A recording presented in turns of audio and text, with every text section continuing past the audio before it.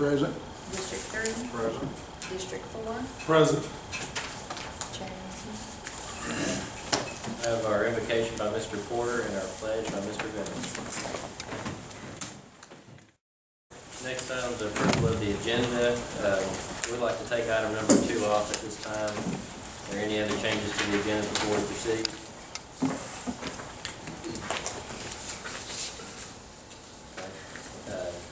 Have that one change. Do we have a motion to approve the agenda with those change? Motion and a second.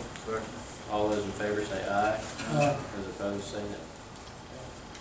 Had no one sign up to speak this evening, so we'll move right on to our agenda items. The first item is regarding the Revenue Commission Office litigation and insolvency. This was something that was on our meeting last week, and we tried to get some more information on it, and you have a copy of that in your packets. It was explained to me, these are all state funds. None of this has to do with actual county dollars. The first set there, the state taxes are businesses, most likely that have gone out of businesses, or taxes that weren't collected off of those businesses that have gone out of business within this tax year. Your errors and assessments have, they're explained to me, that could be several different issues, whether it be a homestead exemption being calculated incorrectly, or the number of acres not calculated correctly.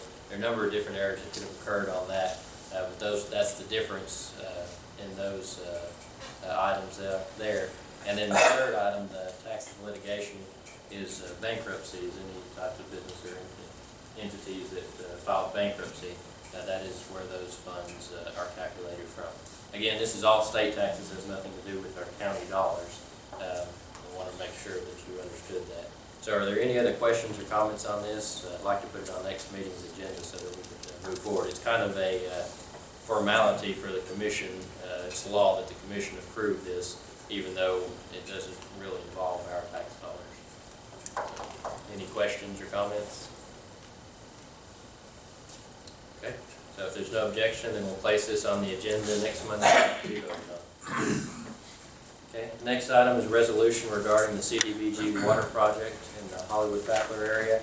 You have in your packets, and I don't know if you've had time to review this report or not, this is something that's done every time a CDBG grant is applied for. The commission has to approve this, and as I understand it, this includes part of the County Road 33 area that does not have water, as noted in the Hollywood and Fackler area.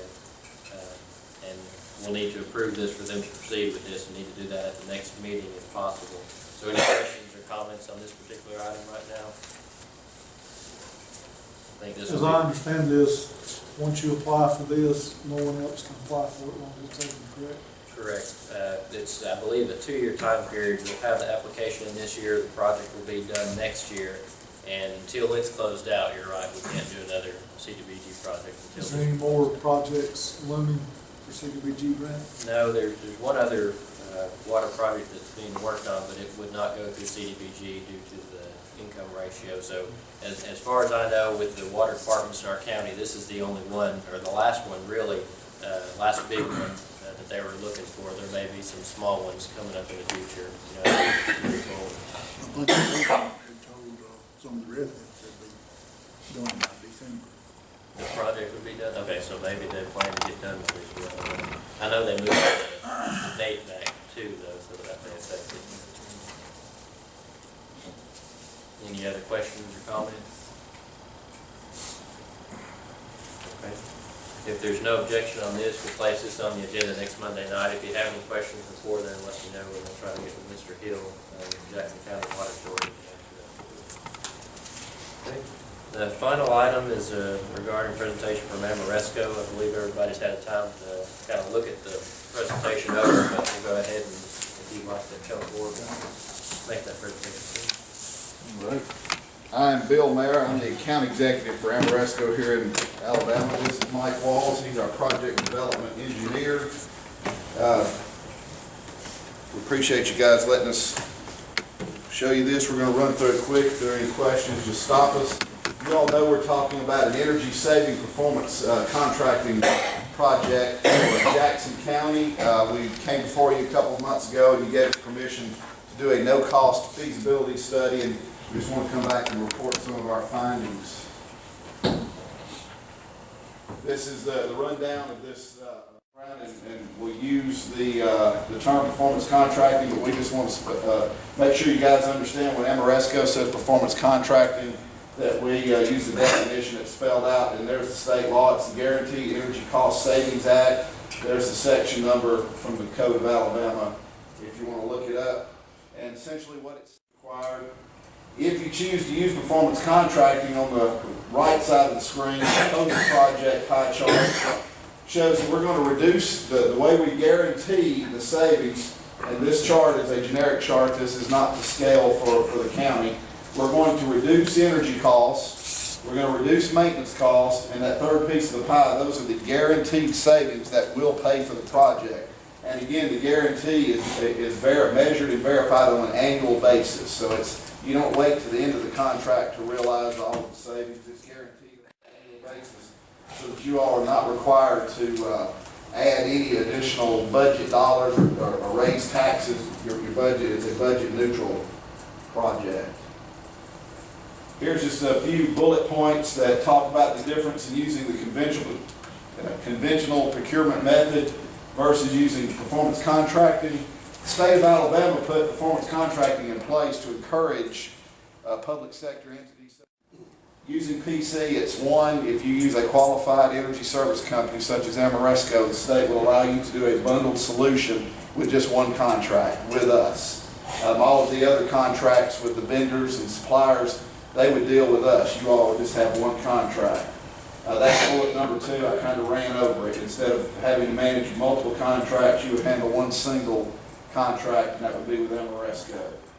Conventional, just one quick note, no change orders are allowed from us to you. On the other hand, though, if we get in the middle of the project and you would like to add to the project and you want to initiate a change order, that is allowed. Well, a few weeks ago, I walked through each of these buildings to get a feel for the types of energy. Natural gas costs have gone down significantly while electricity has gone up. Potential areas that will look. Just a few bullet points that kind of a resume. Amoresco, we are an accredited energy service provider, and it's the label down at the bottom, NAESCO, that's the National Association of Energy Service Companies, and we hold their highest accreditation. That's the highest level of accreditation they offer, and we hold that. We've done more than 5. We've talked about it a couple times. Any questions? Comments? At what point do we have an idea of the more firm idea of what the project will cost or the savings involved with it? That's where Mike comes back. The number he threw out, that 13% to 20%, that's a fairly good estimate just based on the experience, doing many of these. So that's the ballpark you're looking at. It's not going to be, half of that or 10 times that. That's a good ballpark to, wrap your mind around. But right here is where the scope is developed. This is where you're developing. Step 5, you're actually developing this agreement. Step 6 is signing the agreement. How long will that process take? Week, 2 weeks, months? We've been getting those out for about 60 days. Yeah. 60 60 days. I'll come back and I'll be going through. Service agreement, that's usually up to a 30-day process, and the reason that's usually 30 days is because you all work in a 30-day cycle with your meetings and, your approval processes. In theory, I could do it faster than that, but like I was explaining earlier, we've got to get subcontractors involved. So once I develop what I think we need to do in the scope, I walk them through. I come back again and I walk them through it and get firm pricing from a contractor that says they can do it through it. So there's extra steps there to get real hard. One time, is this something negotiable to where we can make 2 payments, 3 payments? Well, it's kind of payments? a lease purchase arrangement where the finance company puts the money in escrow for us to, as we build things, for us to bill to them so we can pay our contractors. And then when we do the project complete, substantial completion, everybody signed off on it, then we get our portion of it. We kind of like master loan. And then So the funding stays with us, and you're just doing draws? we're doing draws. It's not- We're drawing down just like a general contractor would on What type of length of time to do a upgrade to say the low number, 488, what kind of time frame? are you looking at? Construction, probably no more than 6 months, Okay. because it's just, I mean, it's not that large a project. Just depends on what kind of work. But to clarify your answer, maybe I misunderstood your question. The payment, you won't be paying us. This is like you built a house or bought a car, you know. We're going to arrange, and we don't do financing. We can bring financial institutes to the table that understand this business model, that have done business with us before. We go out for bids to get the best interest rates and terms for you all. You can handle it, we'll do it for you, you know, show you all the numbers. We get paid, like Mike said, we get a draw, you know, like a construction project. But then when we get to the end, whatever the balance is, the finance company, you know, they're gonna pay us, and in your terms, and, you know, your payments are back to them. You're not paying us in chunks. You then go pay them whatever agreement you have, annual payment, semi-annual, quarterly, monthly, you know, whatever you. And these annual debt payments are made at the end of the year, after Right. the measurement verification for the previous year is verified, and you're satisfied with that. Then we make it. Thank you, Jimmy. Thank you. Thanks. We'll, you said you have a copy of the RFP. If you can get that to us, we'll take a look at that, and then we need to determine if we want to move forward with this. So, we'll look at this and possibly put this on the next meeting agenda if it looks like we want to move forward with it.